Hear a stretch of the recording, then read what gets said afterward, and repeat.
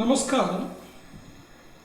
ஒரு ஜாதகத்தில் சுக்கிரன் என்கிற கிரகம் கெட்டு போயிருந்தால், அதாவது 3, 6, 8, 12 மறைந்து போவது, பகை பெறுவது, நீச்சம் பெறுவது, ராகு மற்றும் கேதுவுடன் சேர்ந்திருப்பது, அல்லது ராகு கேது சாரம் பெறுவது, அல்லது பாபக்கிரகங்கள் நீச்சம் பெற்ற இடத்தில் உடன் இருப்பது, பாவிகளின் கூட்டு கிரக சேர்க்கை, இத்தனை விஷயமும் சுக்கிரன்கிறதான சுபகிரகத்தை பாதித்தால் அந்த ஜாதகருடைய வாழ்க்கை அவ்வளவு சிறப்பாக இருக்காது.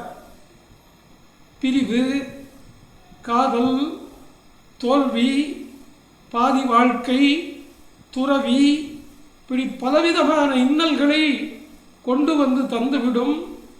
எனவே பார்த்து ஆலோசித்து யோசித்து 1க்கு 4 வித்வான்களை கேட்டு பிறகு முடிவெடுக்க வேண்டுமாக விண்ணப்பிக்கிறேன்.